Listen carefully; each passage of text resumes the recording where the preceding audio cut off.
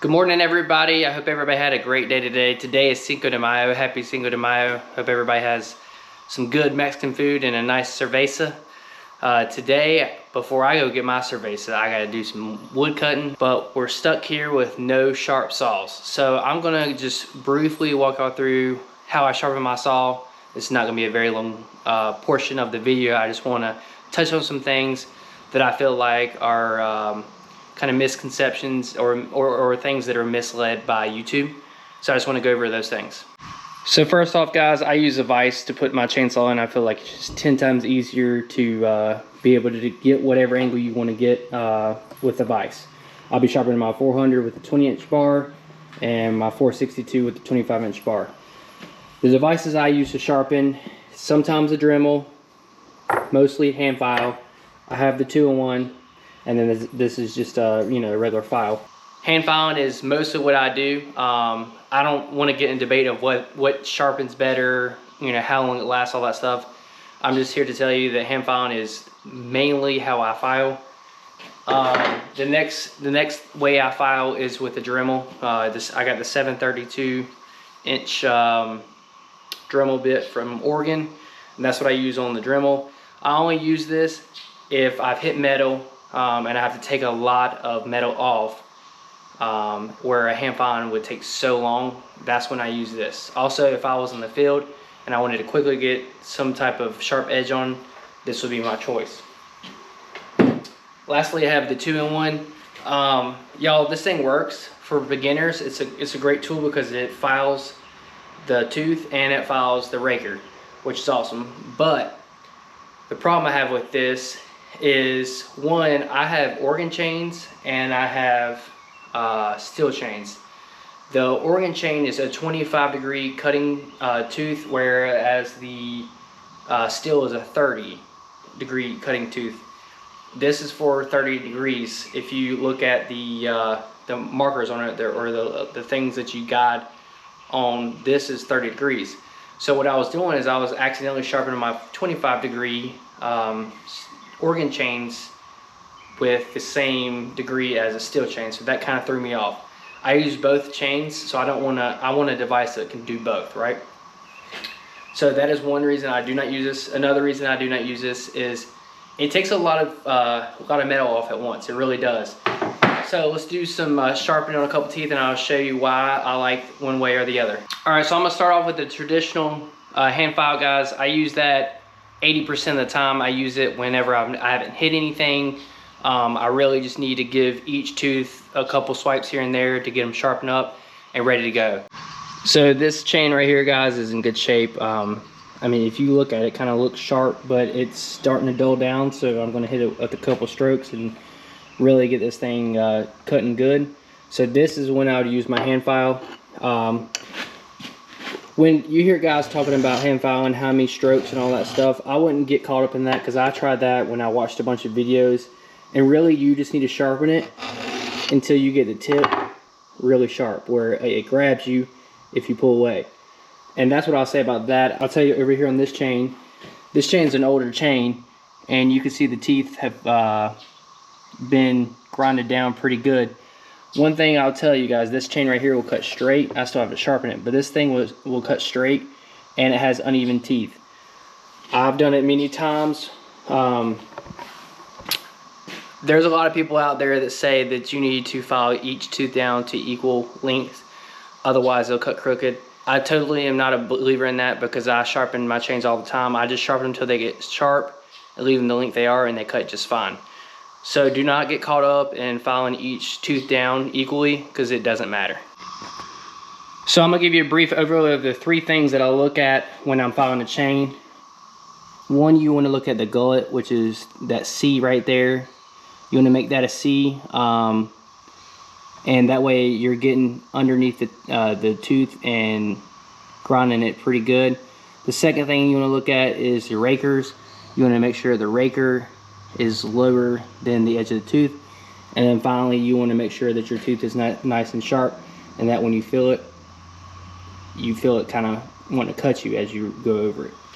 I'm not going to show you guys how I sharpen my chains because I feel like that's something you just have to kind of learn yourself. Like, yeah, you can watch many videos, but you really need to practice. You got to practice, you know, how you move your hand, how you move your elbow, if you're going to twist the file and all that stuff. I feel like a lot of that, yes, I can give you a good idea of how to do it, but until you try it and learn it yourself, there's not much anyone else can help you with.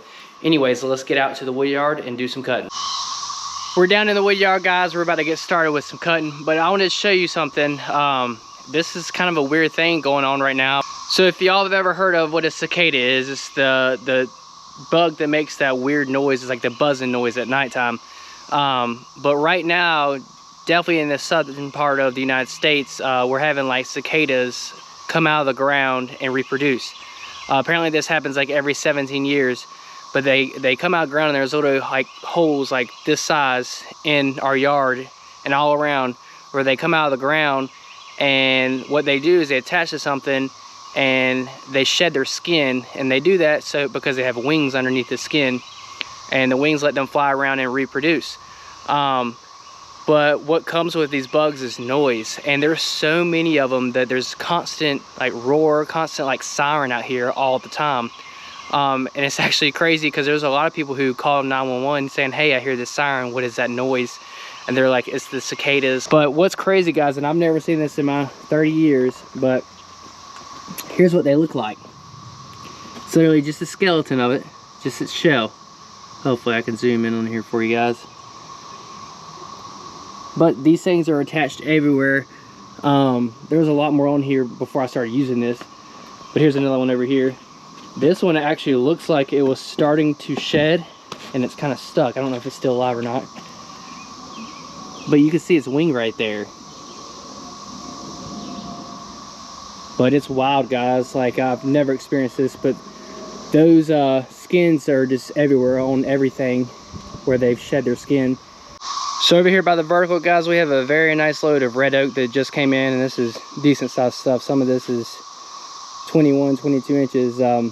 But this is why we sharpen the saws, so we can get this all cut up today. So I can get all this cut up, split what's over by the horizontal, come back over here, split this, and we should have our full quarter of the week, no doubt. So I want to take this time right now and call out my people who set their goals. Let me know in the comments how your goals are going, what's your struggle and all that good stuff. Right now, I am still even with my goal of a cord a week. And what that comes to is 52 cord in a year. So we're gonna start with the 462, since this is pretty big wood right here in this oak, so it's nothing easy to cut. So the 462 was filed with the Dremel. We'll see how this thing cuts. Also to keep in mind, guys, this chain is old and has been through a lot of metal, unfortunately, so it is uneven. I must prove to you guys that you can cut with an uneven chain and still cut straight. One thing that has come to mind lately, guys, is PPE. I've heard some horror stories and stuff. I'm wearing my PPE. I know I'm probably not the best person to advocate for PPE because I struggle with it, but I want to thank you guys for always letting me know and reminding me that I need to be using it, because we all do need to use it. We're all human, we all make mistakes, and sometimes crazy things happen.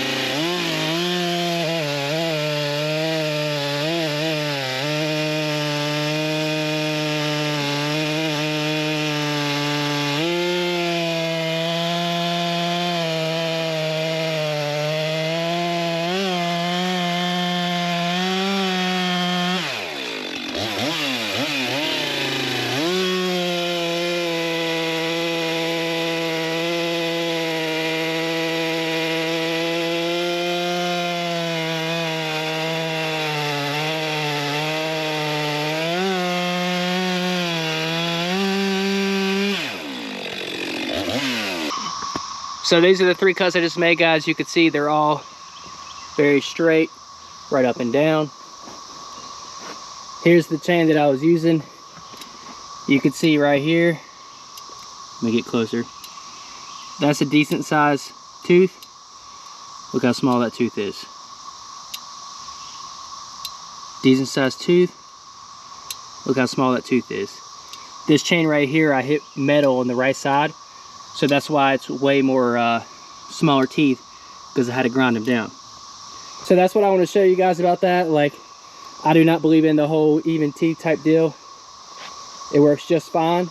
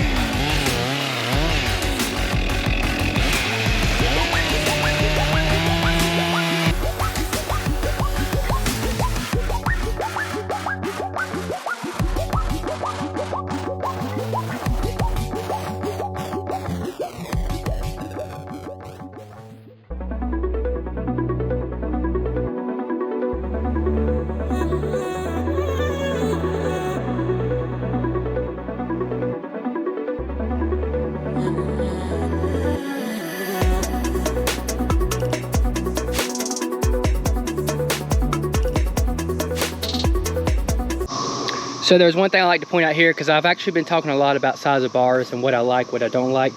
And this is another example of why I like a shorter bar. Now, I chose a bigger bar because this is bigger wood, but a 20-inch would get through this no problem. But if you're cutting in piles, you can see where my bar is hitting the other piece of wood or the other log. If I had a 20-inch bar right here, I would go straight down it and not even hit the other side of the wood. What I like doing with this big stuff is get my dogs in and torquing it down and cutting it that way. But on this log, I could not do that because this log was in the way. And you can see I was hitting it, so I was pulling the bar out so I wouldn't hit that, because that's just going to slow me down, right? So that's just something else to point out about short bars, long bars. Obviously with a bigger piece of wood, you want to use a bigger bar because it's going to cut faster. But in this case, a 20-inch might have been better for this log alone.